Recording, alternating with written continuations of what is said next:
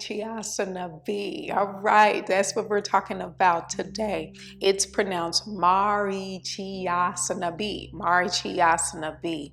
It has 20 vinyasas, and the Drishti is the tip of the nose. Nasagrai Drishti. All right, so we approach Marichyasana B immediately after A. From Adho Mukha Shavasana, we jump through, come into Dandasana, and then we take the asana. Are we ready to talk about it? Let's go ahead and do it. So from Dandasana, always remember when we have an asana that's half lotus, we always bring the left leg in half lotus first, okay? So we're going to use the same principles that we use for Ardha Baddha Padma Paschimottanasana. So bending that left leg, close the knee joint. Allow it to splay out to the side. Now from here, bring that ankle into a plantar flex position with the toe pointed and lock it in place, okay? Keep that knee closed as we maneuver the leg in half lotus. You want that foot in that hip crease,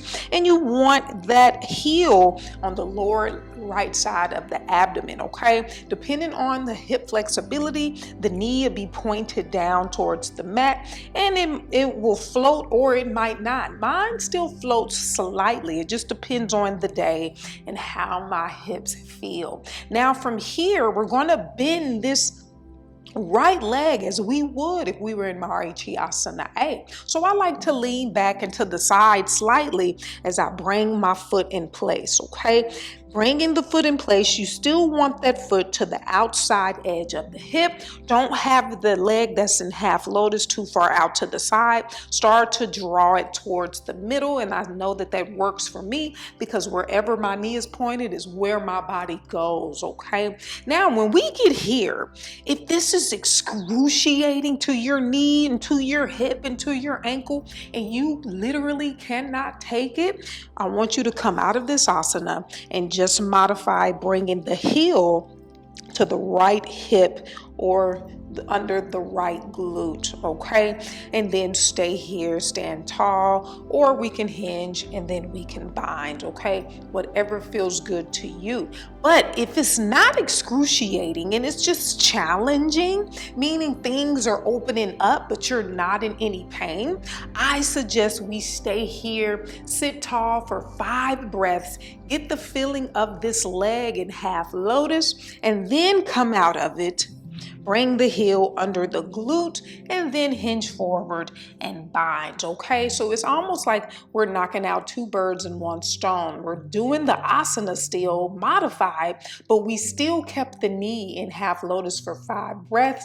We just didn't hinge forward because once you hinge forward and you're in half lotus, it's a lot of pressure in the knee and the hip and the ankle. You want to be careful with that, okay? Because I have hurt mine early on and I know better now not to push. It's not worth it. It'll come. It's no reason to rush things, okay? So let me come back into half lotus and we're just going to finish the tutorial now. So from here, okay, we're here.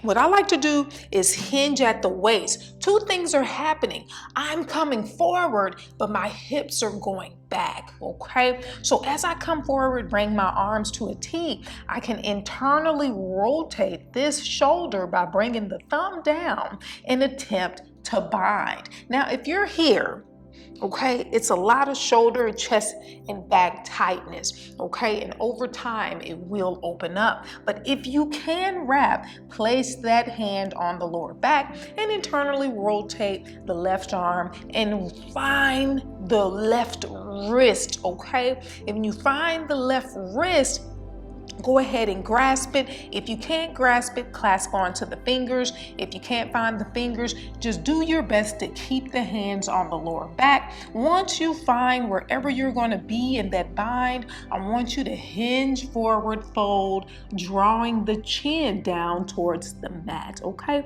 It might touch, it might not. Once you reached your maximum fold, just go ahead and allow the head to hang and the forehead might come towards the mat here. And this is how my asana looks. Everyone's is going to look totally different, okay? So with that being said, if we don't have any questions, let's go ahead and go through the vinyasa.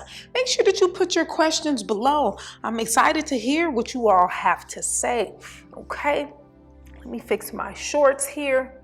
Now, from Adho Mukha Shavasana, Marichyasana B, Sapta Inhale, jump through. Where the left leg bends, comes into half lotus. Be careful, move slow, there's no rush. Bend that right leg and attempt to bind.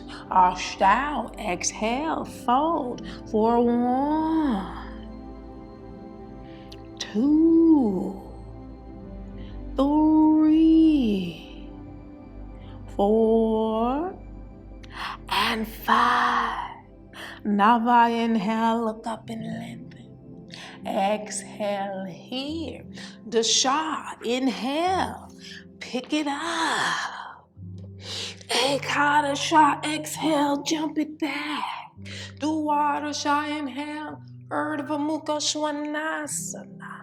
Trayodasa Exhale, Adho Mukha Shavasana. Caturdasa Inhale, jump through. Where the right leg comes into half lotus and the left leg bends, hinge forward and bind. Pancadasa Exhale, fold for 1, 2, 3, 4, and 5. Sodasa Inhale, look up and lengthen. Exhale here. Saptadasa Inhale, pick it up.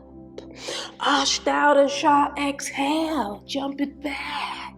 Ekunavimsatih, inhale, upward facing. Vimsatih, exhale, downward facing dog.